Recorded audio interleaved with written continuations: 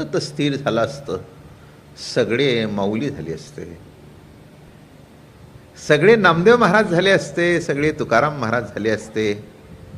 या मंडपामध्ये कार्यक्रम करण्याची आवश्यकता उरली नसती. 700 वर्षात एकच माऊली, एकच नामदेव महाराज, एकच नाथ, एकच तुकाराम महाराज. पण एकच आपलं भाग्य आहे की आपल्या मुखामध्ये नाम येतं, आपल्या मनामध्ये संत आहेत. नुसते नाहीत तर त्यांच्याबद्दल अत्यंत आदर आहे, अत्यंत प्रेम आहे. आणि एक महत्वाचं सांगतो, एखाद्या वेळेला चुकून नको ती गोष्ट घडली तर त्याच्यामधील मनामध्ये खंत आहे. माझं बोलणं लक्षात घ्या मी काय म्हटलं ते. एखादा मनुष्य चुकला त्याच्याबद्दल काही मला वाटत नाही, चुकणं हा जीवाचा स्वभाव आहे, नाही का? कोण चुकत नाही जीवनामध्ये? प्रत्येक गोष्ट मनुष्य चुकत चुकत करत येतो, नाही का? पडत पडत चालतो. काय म्हटलं मी? अंग भरत भरत जेवायला शिकतो,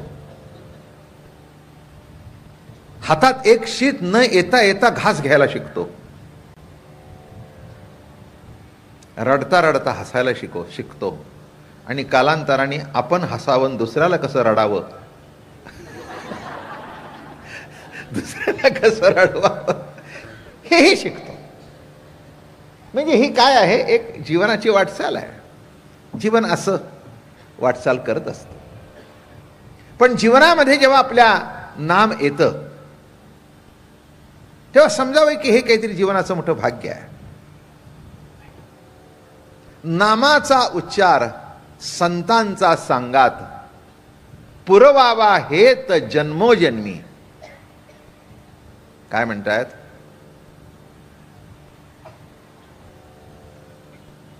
हेची देवा पै मागत, हेची देवा पै मागत, चरण सेवा अखंडित, चरण सेवा अखंडित, वास द्यावा पंढरीचा, सदा संग हरिदासांचा, सदा संग हरिदासांचा, वास द्यावा पंढरीचा. जन्म हो का भलते याती, परिमी न चुको हरिभक्ती, परिमी न चुको हरिभक्ती, वास द्यावा पंढरीचा, वास द्यावा पंढरीचा. नामा म्हणे कमळापती, नामा म्हणे कमळापती, हेची द्यावे पुढता पुढती, हेची द्यावे पुढता पुढती, वास द्यावा पंढरीचा. सदा संग हरिदासांचा. हरिदासांचा म्हणजे हरीचे जे दास आहेत नव्हे, हरिजांचा दास आहे अशांचा. सदा संग हरिदासांचा, वास द्यावा पंढरीचा, वास द्यावा पंढरीचा. मला या अभंगाचं मोठं आश्चर्य वाटतं. पंढरीत राहून म्हणतायत वास द्यावा पंढरीचा. देव जवळ असून म्हणावं लागतं देवाला भेटव. देव सतत तुमच्या माझ्या जवळ आहे, पण म्हणावं लागतं देवा केव्हा भेटशील. याचा अर्थ असा आहे की देव आहे पण प्रतीती नाही. आणि ती प्रतीती मिळवण्याकरता नामदेव महाराजांना एवढ्या दिव्यातून जावं लागलं. बरं का, जीवीचा जीवलग भेटवला म्हणून सद्गुरू हे जीवीचे जीवलग असतात.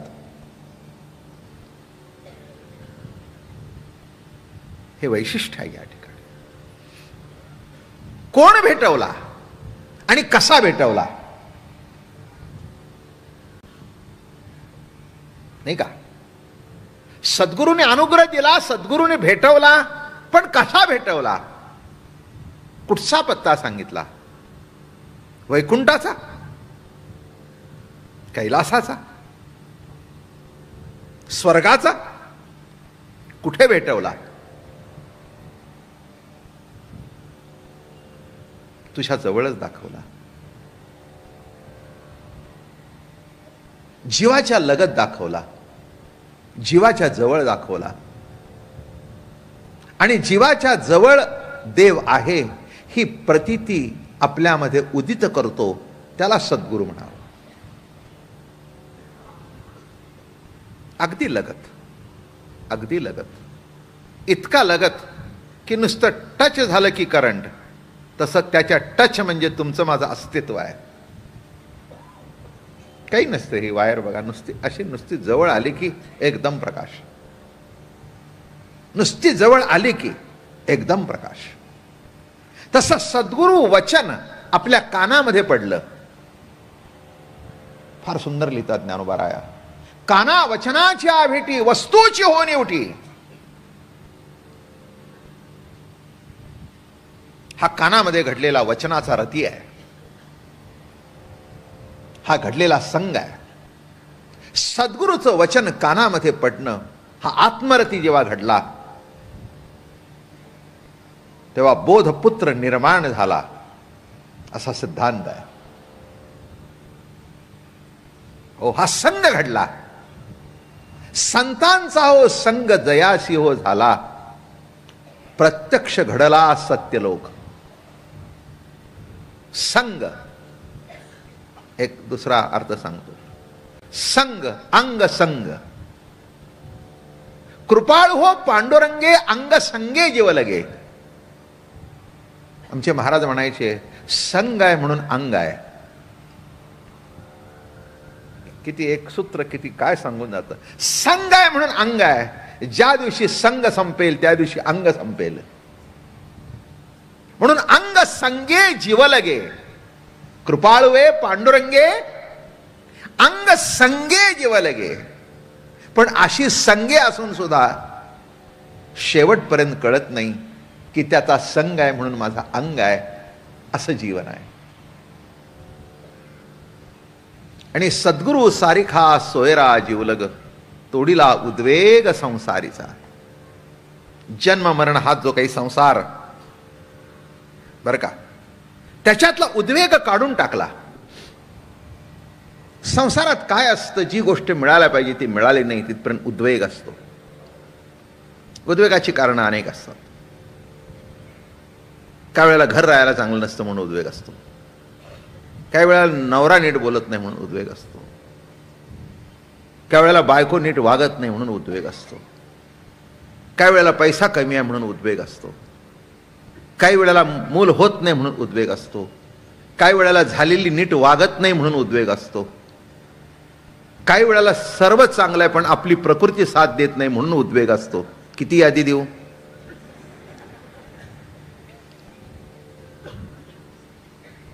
नाही म्हणजे नुसती यादी सांगताना प्रवचन संपेल. उद्वेग, हे बघा काय गंमत आहे संसाराची. पण एकही मनुष्य असा तुम्हाला सापडणार नाही की संसार आहे आणि उद्वेग नाही. अहो, उद्वेग म्हणजे तो संसार.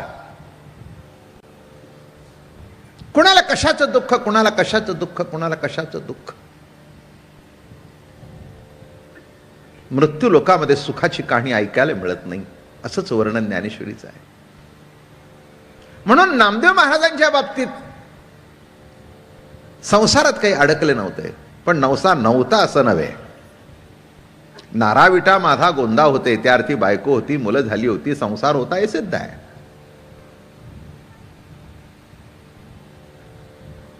बरं का? हे कुणी जरी म्हटलं की संसार नव्हता, संसार नव्हता असं म्हणू नकोस, अडकले नव्हते असं म्हण. तुकाराम महाराजांना संसार नव्हता म्हणणं ह्याच्या इतकं दुसरं आश्चर्य दुसरं नाही. मुलं होती, वैकुंठाला गेल्या तेव्हा आईसाहेबाच्या उदरामध्ये नारायण महाराज म्हणजे माऊलींचा अवतार होता. 12 वाजता जेवायला लागत होतं भजन केलं तरी. काय संत असू दे, पंत असू दे, महंत असू दे, कोणी का असेना, नाही तर एखादा भामटा असू दे, दुपारी 12 वाजता जेवायला लागतच. भजन करण्याकरता भोजन लागतं आणि भामटेगिरी करण्याकरता सुद्धा भोजन लागतं. तेव्हा ज्याला पोट आहे त्याला संसार आहे. कोण सुटला संसारातून? नाही का? ज्याला पोट आहे त्याला संसार आहे. पण आपल्याला पाहिजे तसं घडत नाही म्हणून उद्वेग आहे. पण असं म्हणू नका की नामदेव महाराजांना संसार नव्हता, तुकाराम महाराजांना संसार नव्हता, नाथांना संसार नव्हता. सर्वांना संसार होते, माऊलीला सुद्धा होता. नाही काय सांगता? लग्न झाली नाहीत म्हणजे संसार नव्हता का? मुक्ताबाईंनी भांडी मांडलीच होती ना. आणि मडकं मिळालं नाही तर पाठीचं भांड तयार केलं. ते आम्हाला करता येत नाही म्हणून आम्ही जमवतो. काय एवढी आमच्यात कुठे ताकद आहे? काय त्यांना विसोबा चाट्याने ते मडकं फोडल्याबरोबर त्यांनी देहाचं मडकं तापवलं.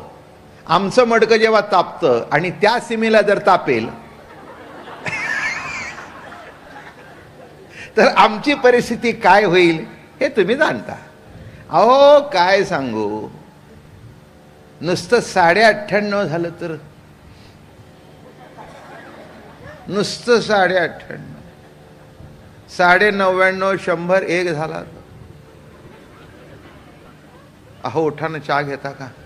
नको. अरे काय झालं? काय नाही, तापला. विचार करा. आता ताप आला तर माणसाला हालता येत नाही, 2च्या पुढे शुद्ध संपून जाते,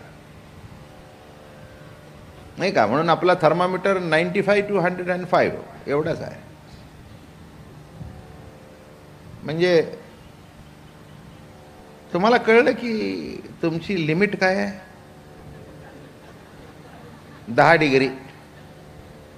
95च्या खाली गेले की संपलं आणि 105च्या वर गेले की संपलं. म्हणून 10 डिग्रीचा माणूस वरचंही माहीत नाही आणि खालचंही माहीत नाही, किती मिजास मारावी.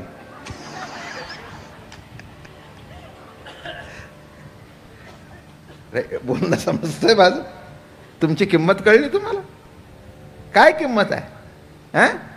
95च्या खाली गेले की काही माणसं थंड पडून मारतात आणि काही गरम होऊन मारतात. अहो हातपाय गार पडायला लागले म्हणजे समजावं आता ते 95च्या खाली निघालं. काही तापून जातात. म्हणजे शेवटी आयुष्याची लिमिट किती? 95 ते 105. 105 म्हटलंय खरं, पण ते 104ला जवळजवळ आटपलेलंच असतं. मला सांगा, या 10 डिग्रीत वावरणाऱ्यांनी असं म्हणता की ज्या अर्थी 95 आहे त्या अर्थी 94 असलंच पाहिजे. म्हणजे 94 डिग्रीमध्ये सुद्धा काहीतरी जीवजंतू असतीलच, ईससृष्टी असेलच. कारण काहीच कळत नाही आणि काही कळत नाही तो म्हणतो मला सर्व कळलं. म्हणून लक्षात घ्या, संग आहे म्हणून अंग आहे. हे केव्हा कळतं? गुरुवचनाचा जेव्हा संग घडतो कानातून, थेंब पडतो अनुग्रहाचा, गुरुवचन कानामध्ये पडतं आणि कानामध्ये ते गुरुवचन पडल्यानंतर बघा तसंच आहे उभी काना वचनाच्या भेटी. कानामध्ये संतांच्या वचनाचं, अनुग्रहाचं वचन पडलं की जीवन पालटून जातं, आयुष्य पालटतं, जीवनाकडे बघण्याची दृष्टी पालटते. किंबहुना त्यावेळेला जग दिसत नाही, प्रभू प्रेमाची प्रत्येक ठिकाणी प्रतीती येते. हाच सद्गुरू अनुग्रहाचा एक वैशिष्ट्य आहे. आणि म्हणून सद्गुरू सारिखा सोयरा, सोयरा म्हटलं, जिवलग म्हटलं. ते माझे सोयरे सज्जन सांगाती, पाया आठविती विठोबाचे. इतर सोयऱ्यांच्या बद्दल मी काही सांगण्याची गरज नाही, ते तुम्हाला पुरेपूर माहिती आहेत. इतर सोयरे केव्हा भेटत असतात? लग्नाला आणि मैतीला. बारसं, साखरपुडा, टिळा. आणि हे चुकवत नाहीत माणसं. अगदी कितीही जरी काही असलं तरी लग्नाला जाणारच. आणि दमून सांगाल, आत्ताचं हे 20वं लग्न. अरे पण तुला कुणी जायला सांगितलं होतं? कुणी नाही म्हणला. असं असतं, त्यांच्याकडे गेल्याशिवाय आपल्याकडे कसे येतील. म्हणून लग्न लागल्यावर सुद्धा लांबून जायचं, त्यांना व्याहायला आलो बर का, मागच्या मागे पशार. मी कशा करता सांगितलं? कुणाला कोणाबद्दल प्रेम नसतं, पण एका गोत्रामध्ये, एका कुळामध्ये कुठेतरी पदर जुळलेला असतो, म्हणून पदर धरून वावरायचं, एवढे सोयरे. पण प्रेम कुणाला? मी एक तुम्हाला सांगतो, तपासून बघा. एक तरी सोयरा असा काढा की उठल्यानंतर तुमचं हितचिंतन करतोय. सोयऱ्यांना आपलं बरं केव्हा वाटतं? जेव्हा आपलं वाईट होईल तेव्हा.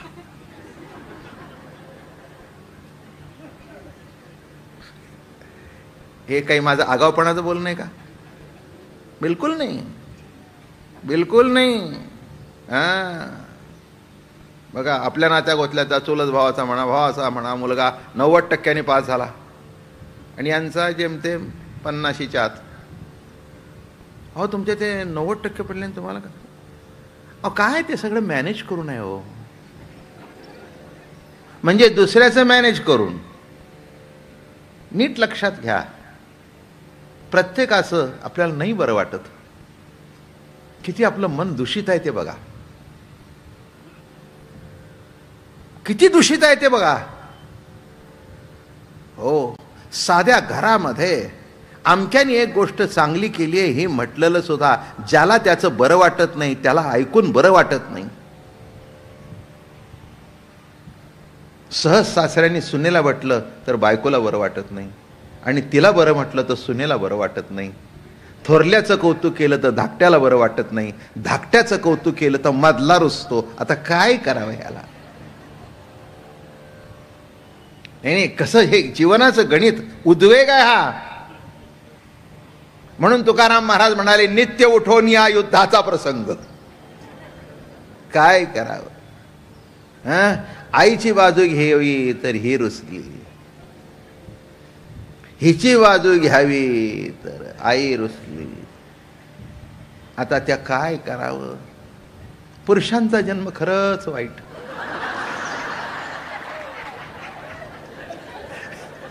तुम्ही म्हणता जरा आम्हालाही म्हणू द्या. अहो काय करता, दोन्ही बाजूनी बडवतात. इकडून आई बडवते, इकडून बायको बडवते. येईल नाही संसाराचा उद्वेग तर काय होईल? अवघड असतं. काय सद्गुरू सारिखा उद्वेग सांगतोय. हा संसारातला उद्वेग मोठा अवघड आहे. कुठे नाही कुठे नाही कुठे नाही कुठे नाही कुठे नाही काहीतरी असतोच. पण सद्गुरू जेव्हा भेटतात तेव्हा मस्त होऊन जातो. तो बेछूट होऊन जातो. जाऊ दे, काय व्हायचं ते होईल. ज्याचा योग ज्याच्या बरोबर, हम हमारा आनंद लुटेंगे. मी माझ्या मस्तीत राहीन, मी माझा आनंद लुटेन. बरे का? एक सांगू का? मजा सांगतो. नातं कुणाशी तोडू नका, पण कोणत्याही नात्यात अडकू नका. बस एवढं लक्षात ठेवा, मस्त राहाल तुम्ही. कोणाच्याही ते जास्ती अडकू नका. आणि ज्या दिवशी अडकावंसं वाटेल त्या दिवशी देवामध्ये आणि संतांमध्येच अडका. बस. का त्यांच्यात अडका? का? ते तुमच्यात अडकलेत म्हणून. त्याला कारण सांगतो. काय? यांच्यात का अडकू नका? हे तुमच्यात अडकले नाही, तुमच्या धनदौलतीत अडकले, तुमच्या नावात अडकले, तुमच्या लौकिक अडकले. तुमची गरज कुणाला नाही आहे. पण देव, तुम्ही गरीब आहे म्हणून अडकला नाही, तुम्ही श्रीमंत आहे म्हणून अडकला नाही. तो तुमच्यावर नितांत प्रेम करतो. म्हणून कोट्यावधी मोल दिलं तरी एका सेकंदाचा श्वास मिळत नाही. ते आयुष्य त्यांनी फुकट दिलं. इतका परमात्मा तुमच्यावर प्रेम करतो. आणि दिलेलं आयुष्य सुखाने कसं जगावं याचं संत निरापेक्ष बुद्धीने मार्गदर्शन करतात. म्हणून संत आणि देव तुमच्यात अडकलेत म्हणून त्यांच्यात अडकावं. आणि जे तुमच्या गुणात अडकलेत, जे तुमच्या सत्तेत अडकलेत, जे तुमच्या पैशात अडकलेत, वरवर अडकल्यासारखं दाखवावं. पण चलो मन गंगा जमुना तीर. राहावं पुण्यात, मन असावं पंढरीत. राहावं पुण्यात, मन असावं आळंदीत. मग बघा काय मजा येईल. म्हणून कुणालाही सोडायचं नाही, कुणालाही दुखवायचं नाही. आलं तर अगदी गोड गोड गोड गोड गोड गोड गोड गोड आपण सर्वांनी गोडबोले हो.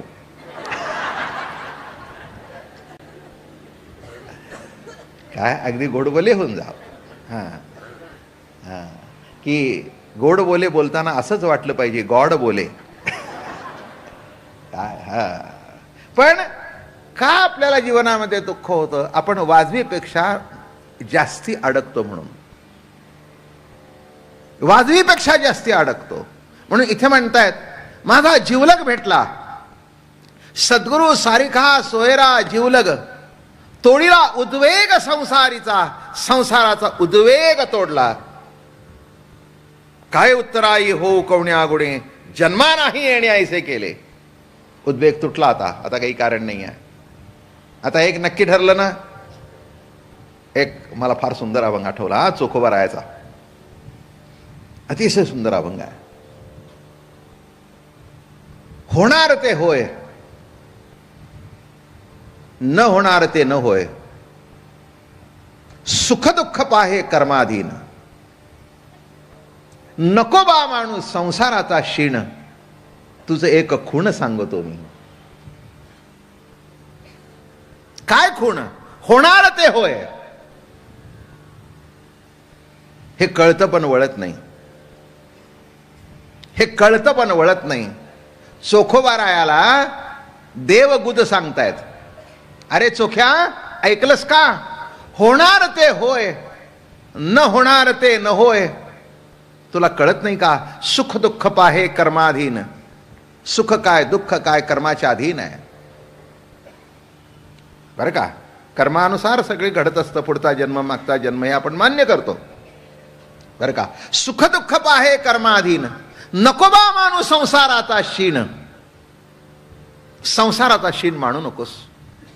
एकदा हे असंच घडणार आहे. आणि एक मी तुम्हाला सांगतो, असं घडणार आहे हे ग्रहित घडल्यानंतर तितकं दुःख वाटत नाही. अचानक जर मृत्यू झाला तर दुःख वाटतं. पण 2 वर्ष बिछाण्यावर पडून राहिलं आणि आपण जर ग्रहित झालं, हे केव्हा तरी होणार आहे. किंबहुना रोज त्याची वाटच पाहतात, आज का उद्या का परवा. मग जेव्हा कळेल त्यावेळेला थोडंसं रडलं जातं. मग म्हटलं जातं, आम्ही 2 वर्ष ओळखलंच होतं. माझं म्हणणं कळलं की दुःख जेव्हा ग्रहित धरलं जातं तेव्हा तितकंसं दुःख होत नाही. आणि ग्रहित न धरता जेव्हा होतं तेव्हा ते दुःख जास्ती होतं. हा त्याच्यातला बेस आहे. म्हणून होणार ते होय हे एकदा कळल्यानंतर कशाला दुःख मानतोस? अनुग्रह सुरू झाला. नामदेवरायाला अनुग्रह सुरू झाला. पुढे काय म्हणतायत बघा. पुष्कळ म्हणजे अगदी डिटेलमध्ये सांगत नाही पण गोलार्थ सांगतो. तोडीला उद्वेग संसारीचा, काय उत्तराई होऊ कवण्या गुणे, जन्मा नाही येणे ऐसे केले. काय उत्तराई होऊ मी? महाराज काय द्यावं? काय देणार हो? आपण देऊन देऊन काय देतो आणि काय देणार तरी काय? मला सांगा, ज्यांनी सुख दिले, ज्यांनी समाधान दिलं, ज्यांनी आनंद दिला, त्याला तुम्ही काय देणार? ठेविता हा पाही जीव थोडा. काही काही वेळेला असं असतं की काही काही माणसं अशी असतात, त्यांनी इतकं दिलेलं असतं की त्यांना द्यायला आपल्याजवळ काहीच नसतं. मला एक गोष्ट आठवली, असं घडलं, थोडक्यात सांगतो. रामचंद्र प्रभूंनी दिग्विजय मिळवला आणि दिग्विजय मिळवून अयोध्येला आले. अयोध्येला आल्यानंतर एक मोठा सोहळा केला रामरायाने आणि प्रत्येकाला काहीतरी बक्षीस द्यायचं ठरलं. हार, मानपत्र, धन दौलत, सोनं नाणं, दागिने, जमिनी, इस्टेटी. आता राम असतो आपल्या पद्धतीप्रमाणे वाटणार. प्रत्येकाला वाटायला सुरुवात केली, अगदी लहान माकडापासून. याला दिलं, त्याला दिलं, त्याला दिलं. मग प्रत्येक जण अगदी उघडून, ते सध्या पॅकिंगमध्ये देतात ना, ते उघडं का देत नाही तेच मला कळत नाही. माणसाने इतकी घाई असते ती पॅकिंग उघडायची की नेमकं काय आतमध्ये. ते असं दिलं होतं गुंडाळून. ते प्रत्येक माकड असं बघते हळूच, काय दिलंय, काय दिलंय, काय दिलंय. हो, आनंद चाललाय. मग सगळ्याची नावं पुकारली. नळ, नीळ, जांबुवंत, प्रत्येकाचं स्टँडर्ड प्रमाणे झालं. हे मोठी मोठी ताटं सोन्या नाण्याने भरलेली, सुग्रीवासारख्याला तर काय, त्याला काय. आता रामचंद्र प्रभू देणार तिथे काय कमी हो? मनात उठायचं कमी, कमी काहीच नाही. काय जगन्माता जानकी जिथे होती, लक्ष्मी जिथे नांदत होती, तिथे काय 1 रुपयाची अपेक्षा होती, ते लाखाने आलं. रामाकडून देणं होतं ते. सगळे खुश होते, सगळे खुश होते. मग सगळ्यात एक झालं, एवढं सगळ्याला तर मारुती राहायला काय, किती आपली साडी चांगली असू दे, पण लागला दुसऱ्याला कशी दिली याच्याबद्दल उत्सुकता जास्ती असते.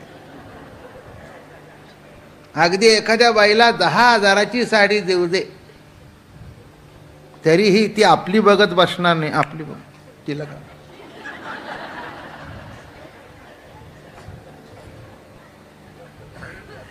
आहे का नाही? नगीच बघणारच, गप बसणारच नाही. अगं तुला 10,000ची दिली आहे ना, बघितली की आता, पण तिचं बघू 11,000ची तर नाही ना.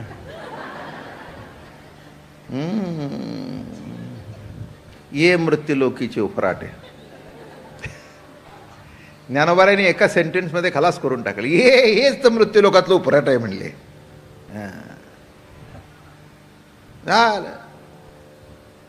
आणि मग सगळ्यांची नावं पुकारून चालू होतं. महाबली हनुमानजी, वायू सुत हनुमान, हे पायाजवळ आपले बसले होते. हे मात्र कोणाकडेच बघत नव्हते, कोणाला काय दिलं आणि कोणाला काय दिलं.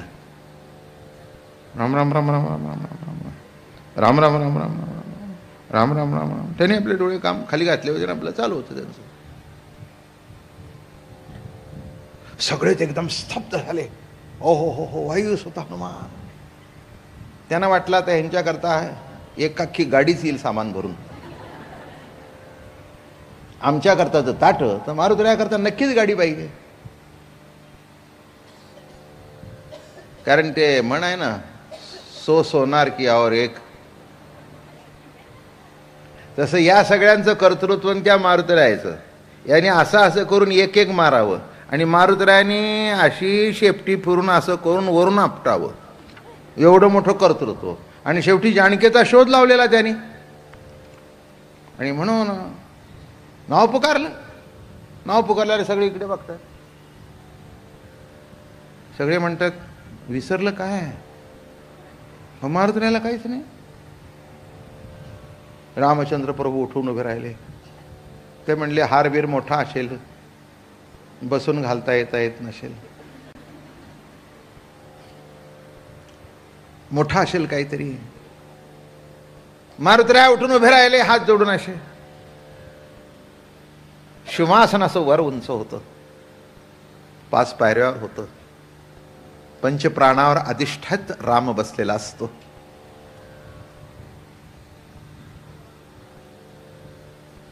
प्रभू रामचंद्र 5 पायऱ्या उतरून खाली आले. ते म्हणले मोठं काहीतरी असलं पाहिजे की सेवकांना ते वर नेता येत नसेल. आता मला सांगा, फुलाचा गुच्छ वर देता येतो, पण गोदरेजचं कपाट काही वर नेता येतं का?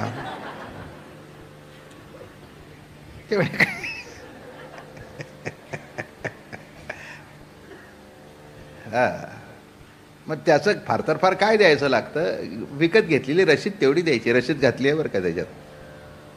टीव्ही दिला तर त्याचं तेवढं देऊन टाकलं, झालं.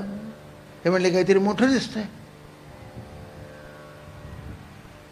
आणि जवळ गेले, मारुतीरायाला उठवून उभं केलं, आपल्या शेजारी उभं केलं.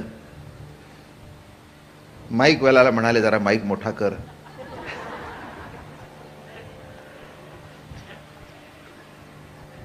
अरे तो रामाचा आवाज होता सगळ्या विश्वामध्ये, त्याचे पडसाद उमटत होते. माझ्यावर प्रेम करणारे इथे जमलेले सगळे भाविक जन हो,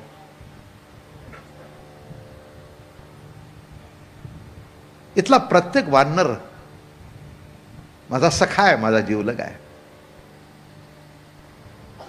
तुम्हाला मी काहीच देऊ शकलो नाही, एवढे तुम्ही मला दिलं. थोडंसं काहीतरी उत्तराई व्हावं म्हणून मी उत्तराई झालो. पण मी सगळ्या जगातले बाजार पालथे घातले, पण मारुतीरायाला देण्यासारखी एकही वस्तू माझ्याजवळ नाही.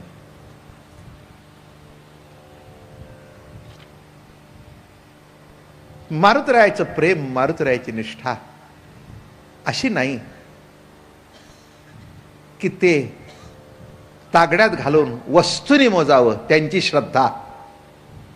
आणि म्हणून खाली आले, मारुतीरायाला आलिंगन दिलं, मिठी घेतली आणि कानात म्हणाले, मी तुझं ऋण फेडणार नाही.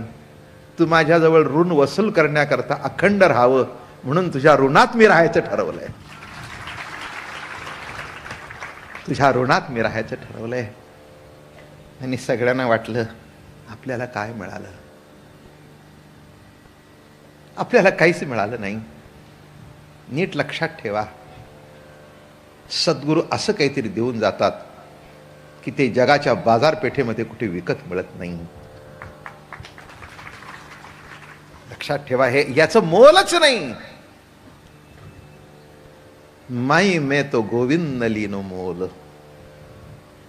काय मोल दिलं? जीवनाचं जीवन अर्पण करावं लागतं. तरी तनुमनो जीवे चरणासी लागावे आणि अगरवता करावे दास्य सकळ. काय द्यावं म्हणजे काय मिळतं? 4थ्या अध्यायामध्ये महाराज सांगतात, ते ज्ञान पैगा बरवे जरी मनियाथे आणावे तरी संताया भजावे सर्वस्वेसी. जे ज्ञानाचा करोठा ते तर सेवा हा दारवंटा. तो स्वाधीन करी सुभटा ओळगोणी. पण पुढे तरी तनुमनो जीवे चरणासी लागावे अगरवता करावे दास्य सकळ. आणि पुढे मग अपेक्षित जे आपुले तेही सांगती पुसले. जेणे अंतःकरण बोधले संकल्पा नाही. जेणे अंतःकरण बोधले संकल्प. अपेक्षित जे आपुले तेही सांगती पुसले. मग जे अपेक्षित आहे ते जेव्हा विचारतील,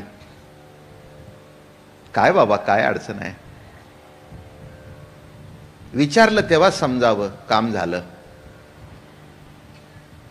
माझं म्हणणं कळलं? विचारलं तेव्हा समजावं काम झालं.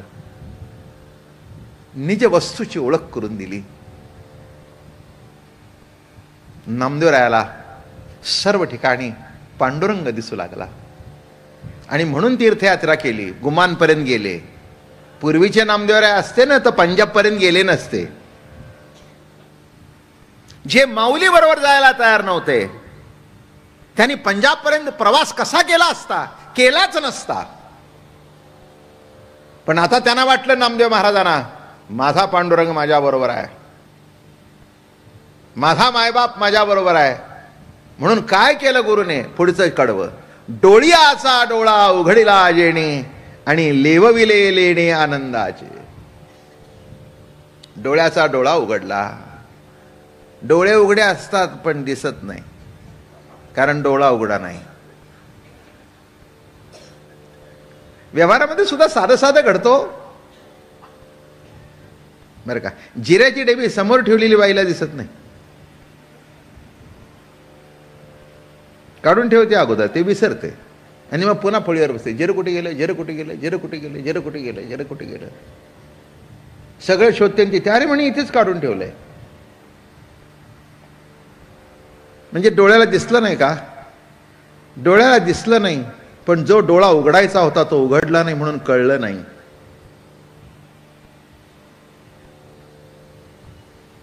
डोळ्याचा डोळा उघडला. काय शब्द वापरतात बघा. डोळ्यातील भावली माझी विठाई झाली. माझ्या डोळ्यातील भावली विठाई झाली. दिसू लागलं सगळं. जीवन पालटून जातो हो, नाही का? ही फार श्रेष्ठ अवस्था आहे. नाही मिळाली तरी हरकत नाही, पण असं काहीतरी परमार्थात आहे एवढी माहिती तरी होऊ द्या. माहितीच नसेल तर मागणार काय? आणि माहितीच नसेल आणि त्याची किंमतच जर कळली नाही तर साठवाल तरी काय? नाही का? एखादी मोठी गोष्ट असते, पण पैसे साठवून साठवून चांगली माणसं गरीब सुद्धा घेतात. एखाद्याची फ्रीज घ्यायची ऐपत नसते, पण बाई साठवते पैसे, साठवते. काय हो, मग 3 वर्ष का लागे ना, तसं जन्मजन्मांतर पण लागे ना. माझं बोलणं कळलं? या जन्मी नाही, पण जन्म जन्मांतर का लागे ना, पण एकदा कळू दे की याची किंमत काय आहे. आणि इथे काय द्यावं लागतं? जीव द्यावा लागतो, तन द्यावं लागतं, मन द्यावं लागतं. हे कळलं की देण्याची तयारी होते आणि ते दिल्यानंतर डोळ्याचा डोळा उघडतो.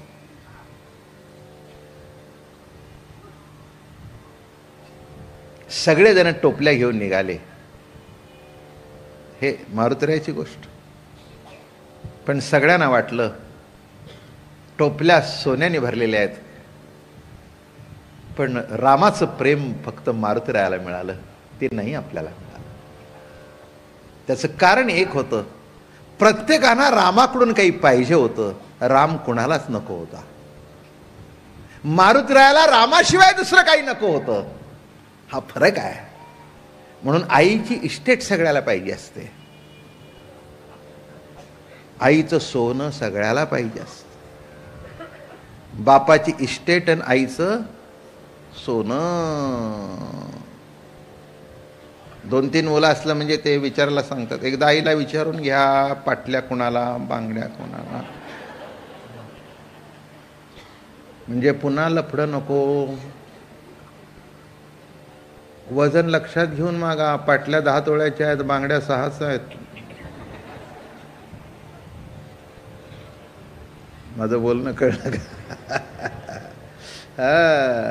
पाटलीकरचा आईचा हात हातात घ्यायचा निराळ.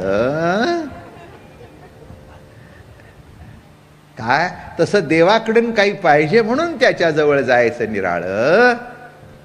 आणि देऊ दे नाही तर न देऊ दे, पण आईचा आशीर्वादाचा हात माझ्या हातात असावा, या प्रतीतीने जवळ जाणं हाच खरा परमार्थ आहे. आणि हे नामदेवरायाला कळलं, हे नामदेवरायाला कळलं. डोळ्याचा डोळा उघडिला जेणे. आणि पुढे काय सांगतायत? लेवविले लेणे आनंदाचे. आनंदाचं लेणं अंगावर घातलं. मी खरंच सांगतो, आनंद हेच लेणं आहे. लेणी हे लेणी नव्हेत.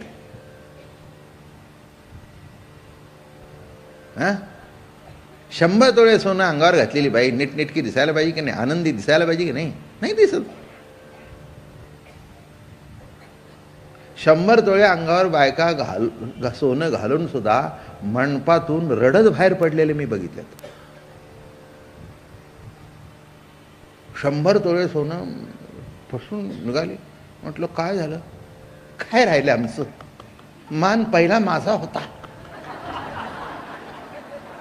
सगळ्याच्या शेवटी आम्हाला नारळ दिला. अगं म्हटलं एक पोतभर विकत घेऊन देऊ होतं का तुला? काय माणसं आहे. मी तुम्हाला एक सांगतो, आयुष्यात महत्वाचं सांगतो, जो मान मागायला जाईल त्याचाच अपमान होईल. जो मान मागत नाही त्याचा अपमान ही जगात कोणी करू शकत नाही. हिम्मत नाही कोणाचे अपमान करायची. तुम्ही मान मागता म्हणून अपमान होतो. तुम्ही मागताय, मान मागताय, अपमान झालाच. मागूच नका मान. या जगात कोणाची ताकद नाही तुमचे अपमान करायची. पण हे तुम्हाला कळत नाही. तुम्हाला मान पाहिजे, अडकली मान तुमची. तुम्हाला मान पाहिजे म्हटलं की तुमची मान अडकली म्हणून समजावी. संत मान बिन मागत नाही. एक मी तुम्हाला सांगतो, जे मोठे आहेत ना त्यांच्या दारामध्ये असा मान लोळणी घेतो तो त्याच्याकडे बघत नाही. कारण मानापाना करता तो काही करत नाही आहे. तो करतो ते प्रभूच्या प्रेमाकरता करतो, प्रभूच्या आवडी करता करतो. अहो मान काय, हे सगळं गोष्टी घडतात हो, त्याच्यात काय आहे? श्रीमंताच्या घरामध्ये मुलगी दिल्यानंतर विचारायचं का? प्यायला पाणी मिळेल का? चहामध्ये दूध घालून देणार का? हे विचारायचं असतं का? नसतं. ते असतंच, ते असतंच. ओघाने येतं ते, काही मागून मिळत नसतं बरं का. जे ओघाने यायचं ते येतच असतं. माऊलींची समाधी झाली तेव्हा कोणाला वाटलं नव्हतं चांदीच्या रथातून जातील. जिवंतपणी मिळत नाही, पण 700 वर्ष मान टिकून आहे. 700 वर्ष मान टिकून आहे. तुकोबारा आहे बघा, नाथ बघा, मान टिकून आहे. आणि नुसता मान टिकून नाही तर आज त्या मान कसा आहे? लाखो माना त्या माना पुढे वागतात.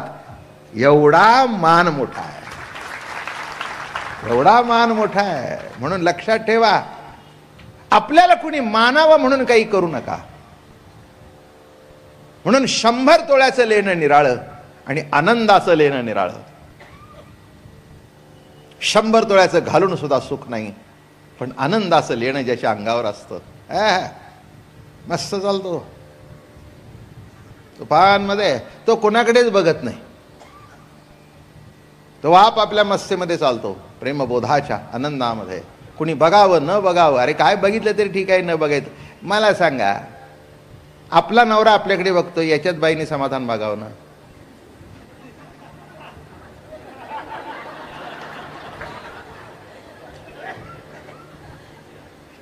का शेजारच्या 2 माणसांनी विचारलं पाहिजे? काही गरज आहे का? काही गरज नाही, काही गरज नाही. तसं प्रभू आपल्यावर प्रेम करतो. काय बघायची गरज आहे? आनंद या भावनेतून चला बघा, तुम्ही खरं सुखी व्हाल. आणि कुणाला तृप्त करायला जाऊ नका, त्या सख्याला तृप्त करा. तो कसा तृप्त होईल? रोज नामस्मरण घ्या. उठल्याबरोबर त्याला हात जोडा. पांडुरंगा, डोळे उघडलेवर का? तुझी कृपा आहे. तुझी कृपा माझ्यावर झाली. पांडुरंगा, माझे डोळे उघडले, डोळे उघडले तुझ्यामुळे, डोळे उघडले तुझ्यामुळे, डोळे उघडले. माझं बोलणं समजतंय का? अहो तुझ्यामुळे उघडले हे कळणे, हेच डोळे उघडले, हेच डोळे उघडले. हाच डोळ्याचा डोळा उघडला. उठल्याबरोबर देवा दिवस चांगला आहे. पांडुरंगा काय रे भाग्य आहे, सकाळी उठल्याबरोबर तुझं स्मरण झालं. नवे नवे तुझं स्मरण झालं नाही, तू स्मरण करून दिलंस, करून दिलंस. हे जेव्हा प्रचिती आपल्यामध्ये प्रगट होऊ लागते तेव्हा डोळ्याचा डोळा उघडला समजावा आणि आनंदाचं लेणं अंगावर घातलं. हो, काही दागदागिनेच घालावे लागतात असं नव्हे. जातीच्या सुंदराला काही घालावं लागत नाही. दागिने त्याच्या अंगावर शोभून दिसतात. दागिन्याला शोभा येते, त्या व्यक्तीला नाही. सत्यभावेने सगळे दागिने घातले पण जानकी झाली नाही. मी जानकी या प्रतीतीचा पदर नुसता घेतला की ती खुलून दिसली. माहिती आहे की नाही गोष्ट? जाऊ दे.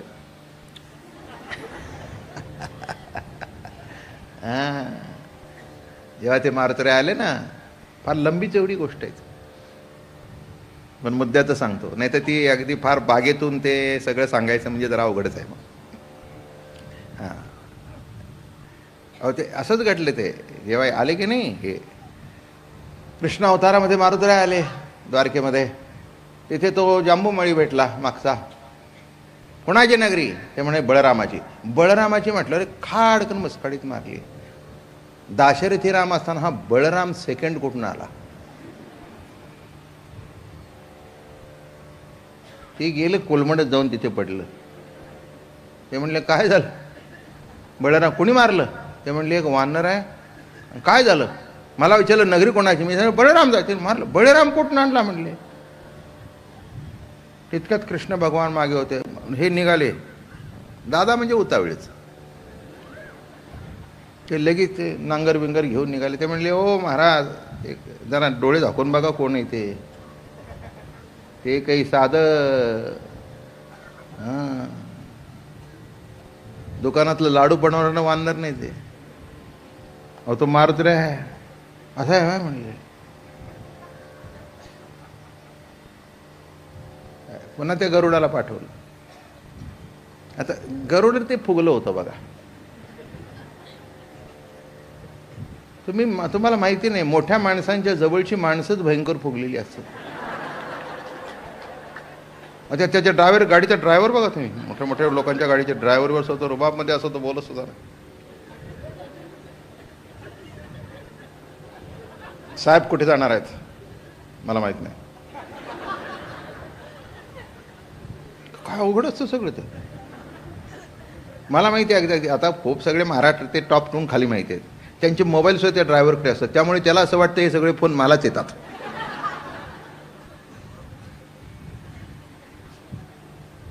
काय अवघड आहे सगळं गणित. आता मला सांगा, 5 वर्ष सत्तेवर असणारी माणसं, त्यांचा ड्रायव्हर जर एवढा फुकतो, तो रोज देव ज्याच्या पाठीवर बसतो तो गरुड तर काय गेलं ते. काय रे म्हणले नगरी कोणाची? म्हणे बळीरामाची. जे मारली तुम्हाला सांगू, त्या गरुडाची वरची चोच अशा दोन्ही होत्या ना, ते असं तोंड केल्यावर खालची चोच इकडे झाली आणि वरची सरळ राहिली. त्या गरुडाला वाटत होतं मी याला हारवीन, पण ते मारुतऱ्याचं रूप बघून ते धडपडत गेलं, कोलमडत तिथे पडलं जाऊन.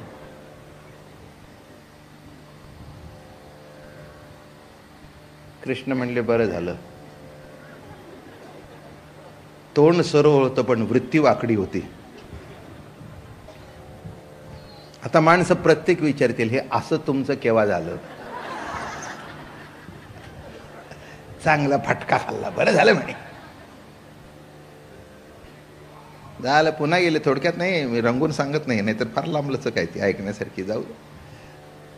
मग पुन्हा सांगितलं, आलं पडले. म्हणले नाही. कृष्ण म्हणले तूच जाण सांग.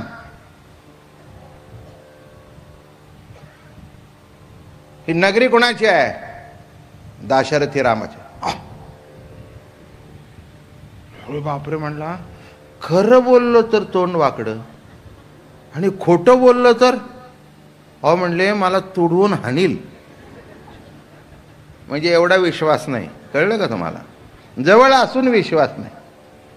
आता याच्या पाठीवर देव बसत होता, पण ते फुगलं होतं ना. देव असला म्हणून काय झालं? ही कॅनॉट गो एनीवेअर विदाउट मी.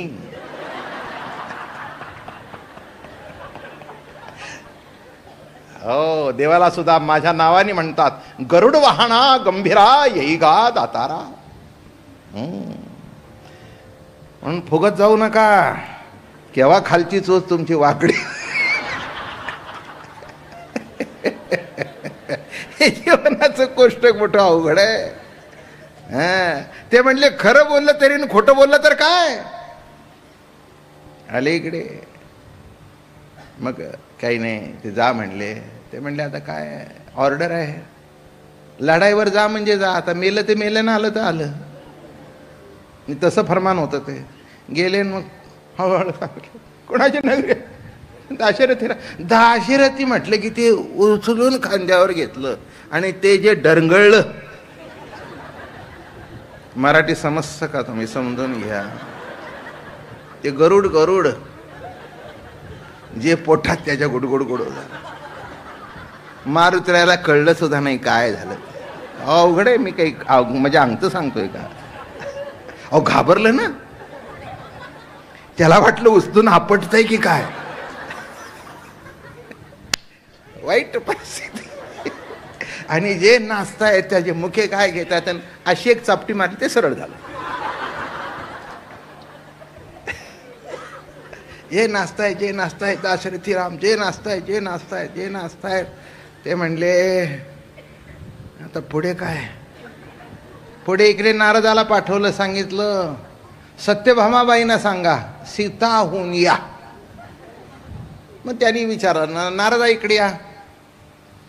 त्या अवतारामध्ये कोणत्या मागावरची लुगडी निघत होती, त्याची क्वालिटी काय होती, त्याचा पोत काय होता, कशी नेसत होती जानकी. कारण तुम्ही बघितलेली.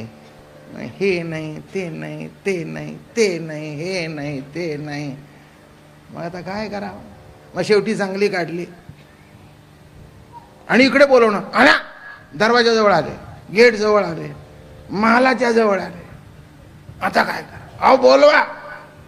मग शेवटी सगळं दागिने घालून उभे राहिले. अलंकार सांगतोय आनंदाचे. सगळे दागिने घातले, उभे राहिले आणि विचारलं नारदा आता कशी दिसते. आईसाहेब खरं सांगू का, जानकीच्या दाशीसारख्या सुद्धा दिसत नाही.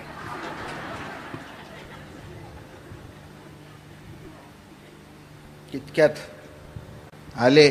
म्हणलं आता काय करू, थांबा म्हणले. आईसाहेबाला निरोप पाठवला. रुक्मिणी मातेला ताबडतोब या. त्या काही नाही, नटायचं काहीच नव्हतं. प्रभूच्या प्रतितीचं आनंदाचं लेणं अंगावर होता. जानकी जानकी ती जानकी होती. जाणलेलं होतं रामाला. हिने जाणीवच नव्हती, नुसती नटणं होतं. रूपास्तव वरली, आतून सगळं भांडरी कामं. फोडणी सुद्धा टाकताय. रूपास्तव वरली, याच्यापेक्षा पुढचं काहीच नव्हतं. काय म्हणून बहुतेक जेव्हा भगवान समारंभाला जायचे, म्हणजे पब्लिक फंक्शनला, सत्यभामा बरोबर असायचे. आईसाहेब सुद्धा म्हणाले की मला कशाला त्रास देता, तिलाच घेऊन जा, तुमच्याबरोबर तीच परी दिसते. पण आईसाहेब काय, आईसाहेब ते आईसाहेब. एक सांगतो, मजा सांगतो. काही रूपं अशी असतात की त्या रूपाकडे बघून विकार निर्माण होतो, आणि काही रूप इतकं सुंदर असतं की त्या रूपाकडे बघून आपल्याला नतमस्तक व्हावं लागतं. आणि तेच लक्ष्मीचं रूप आहे असं समजावं.